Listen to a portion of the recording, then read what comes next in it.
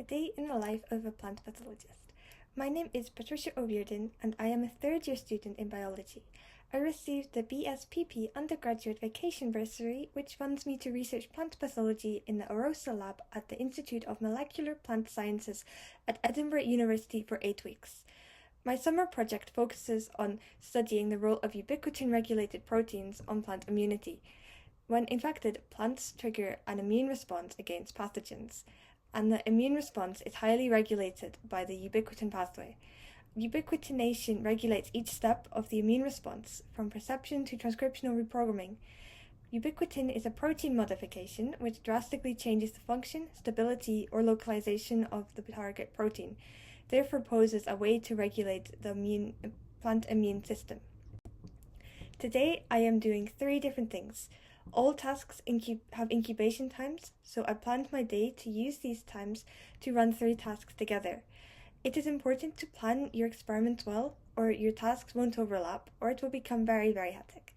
So today I will 1. Create a vector to express LSU2 barley gene in plants, 2. Perform a Western blot to investigate the accumulation of ubiquitinated proteins in Arabidopsis mutants, and 3.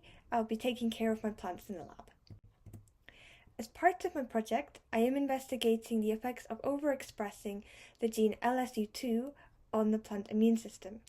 LSU2 is expressed during sulfur deficiency and is involved in chloroplast organization and in the guard cell defense mechanism to stop bacteria entering, an exciting protein target found in a ubiquitomics screen.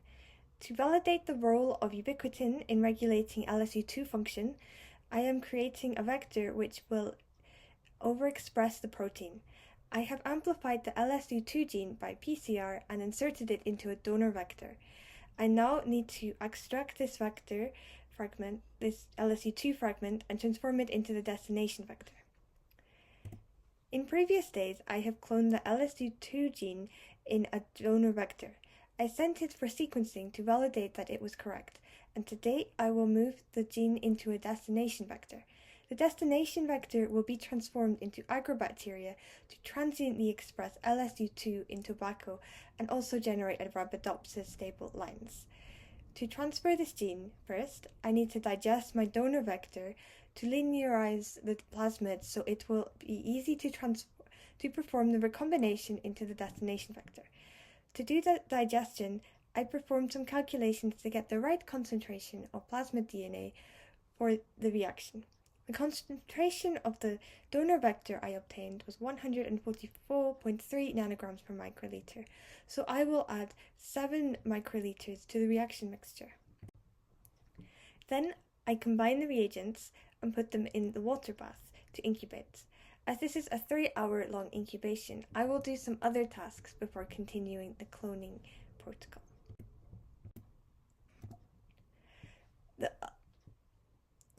The other major task today is to continue with the Western blot I started earlier this week. I am investigating the changes of ubiquitination that occur during immune response in different Arabidopsis knockout mutants.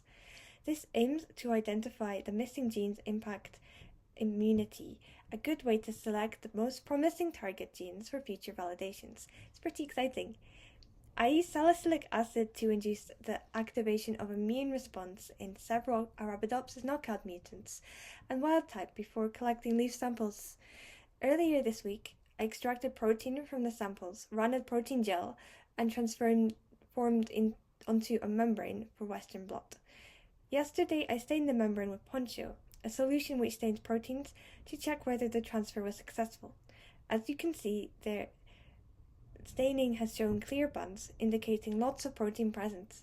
This is good, as it suggests that the protein gel and transfer worked, so now I can continue with the immunoblotting. Since ubiquitination increases during immune activation, I want to check if these mutants have a dysregulated accumulation of ubiquitinated proteins, which shows they are involved in its pathway during the immune response. I am looking at these levels of ubiquitination in the mutants by using a mouse anti-ubiquitin antibody that binds to the ubiquitinated proteins in my Western blot membrane. I am going to soak this membrane in a mixture of milk, PBST, which is a phosphate buffer with a bit of detergent called Tween, and the antibody for the 1.5 hours on this rocker here. I work in a plant pathology lab, so taking care of my plants is part of my weekly tasks.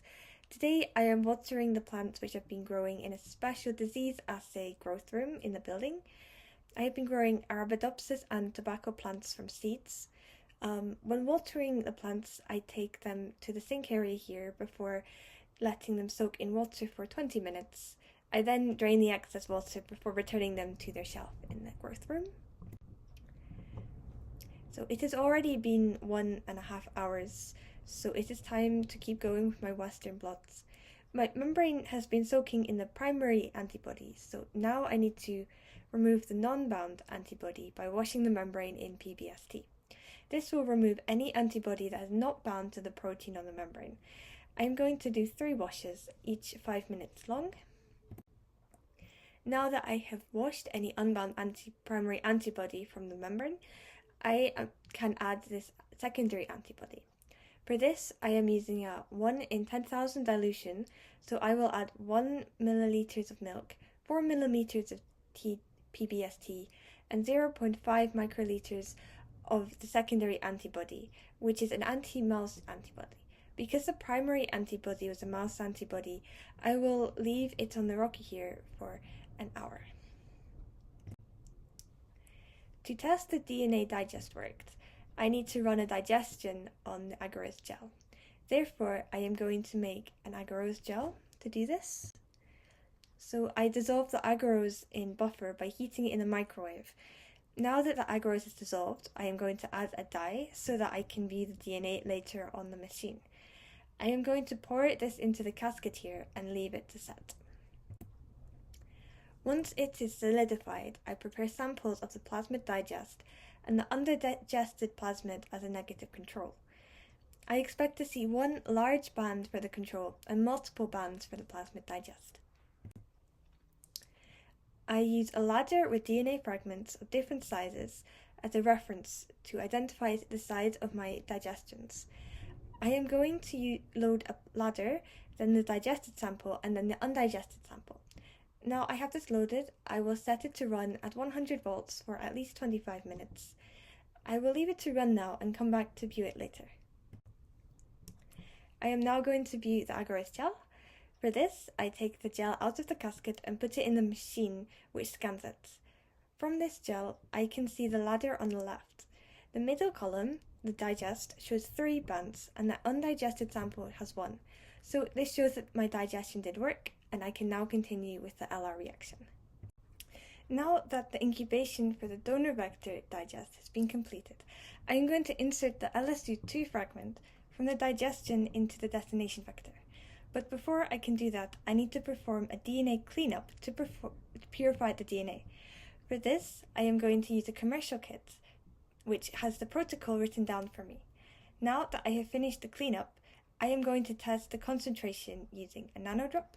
I have been able to obtain 36.7 nanograms per microliter of purified DNA, which is enough to continue with the LR reaction. This will recombine my fragment to the destination vector. But it is already 2:15, so I will have to have a lunch break now before I keep going. I am going to insert the LSU2 fragment, which I got from the digest of the donor plasmid, into the destination vector. For this, I am going to combine the fragment, destination plasmid backbone, TE buffer, and LR clonase enzyme. First, I will perform some calculations to ensure that I get the right concentrations in the reaction mix. Now that I have finished the calculations, I will combine the reagents. I am going to give this a quick spin in the microcentrifuge here, as I am using very small volumes and I want to ensure that all the reagents are combined and not stuck to the side of the tube. I am now going to incubate it at 25 degrees before finishing the reaction. My membrane has been soaking on the secondary antibody for at least an hour now, so I had better view it. I am going to wash it in PBST buffer. I do this by pouring on the solution it is in pouring off the solution that it is in, and then adding PBST and leaving it on the rocker here for 5 minutes, as before. I'm going to wash it 3 times to ensure that any excess antibody is washed off. Now that the membrane is washed, I am going to incubate it in the chemi-inflorescent substrates, which will react with the secondary antibody to produce a signal when imaged. I am now going to view it on the machine. From my blot, I can see that the wild type, COL0, has an increase in ubiquitination upon immune activation by salicylic acid. AKR2A has higher levels of ubiquitination in both control and salicylic acid treated samples, with the increase in ubiquitination in response to salicylic acid being larger than in COL0 plants. Really exciting result. For the HSC70-1 mutants and the salicylic acid treatment, there is a larger increase in ubiquitinated proteins than for COL0. I'm so thrilled with these results. This suggests that AKR2A is a negative regulator of ubiquitin, and its regulatory role is enhanced upon immune activation. HSC70-1 is a negative regulator of ubiquitin during the immune response. So, how does ubiquitin regulate this protein? We still don't know, but I'm excited to keep investigating. Now that the LR reaction has been incubating for an hour, it is time to finish it. I will add 1 microliter of proteinase K and incubate it in the water bath for 10 minutes. This is important as E. coli I will later use is sensitive to these proteins. I will leave this in the fridge until tomorrow, in which I will transform E. coli with it.